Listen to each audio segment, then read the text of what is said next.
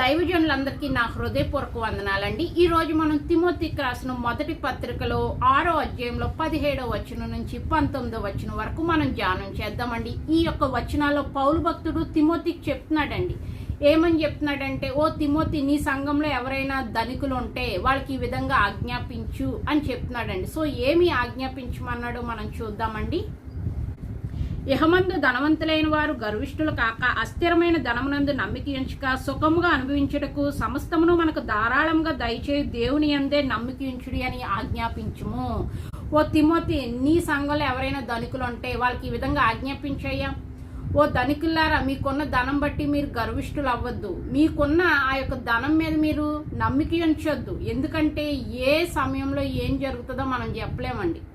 అర్థమవుతుందండి. ఒక్కొక్కసారి ఆ ధనం అంతా పోవచ్చు. ఒక్కొక్కసారి ఆ ధనం మన దగ్గర ఉన్నా కూడా ఆ ధనం అనేది మన ప్రాణాలని నిలపడానికి ఉపయోగపడదండి. సో కరోనా టైంలో చూసారా, ఎంతో మంది ధనవంతులు చనిపోయారండి. వాళ్ళకి కాస్ట్లీ ట్రీట్మెంట్ తీసుకునే అంత డబ్బు ఉంది, కాస్ట్లీ మెడిసిన్ కొనుక్కునే డబ్బు కూడా ఉంది.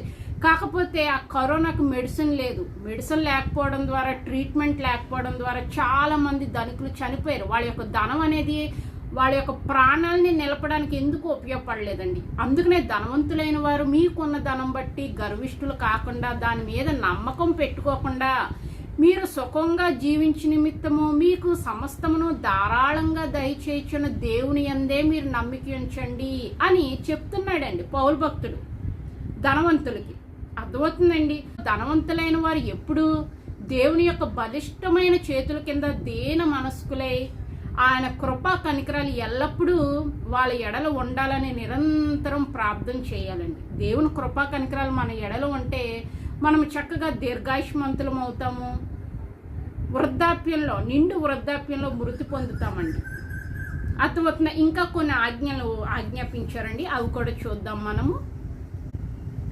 వారు వాస్తవమైన జీవమును సంపాదించుకునే నిమిత్తము రాబో కాలమునకు మంచి పునాది తమ కొరకు వేసుకొనుచు, మేలు చేయవారును, సత్క్రియలు అని ధనము గలవారును, ఔదార్యం గలవారును, తమ ధన నిధిలో ఇతరులకు పాలిచ్చు వారిని ఉండవలెనని వారికి ఆజ్ఞాపించుము.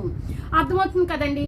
సో మీరు, ఓ ధనవంతులారా, మీరు పరలోక రాజ్య వారసులు అవ్వడం కోసం, యేసే రెండో రాకల్లో మీ ఆత్మ అనేది ఎత్తబడట నిమిత్తము మీరు ఈ భూలోకంలో దేవుని వాక్యానుసారంగా నడుచుకుంటూ, మీకు ఇచ్చిన ఆశీర్వాదం బట్టి మీరు అనేక సత్కార్యాలు చేస్తూ, మీ తోటి సహోదరుల మీరు కృపా కనికరాన్ని కనపరుస్తూ, వాళ్ళకి మీకు ఇచ్చిన ఈ సంపాదనలో కొంత వాళ్ళకి ఖర్చు పెట్టండి అని చెప్తున్నాడండి. అర్థమవుతుందండి. ఇంకొక వీడియోలో మళ్ళీ మనం కలుసుకుందామండి. ఉంటానండి.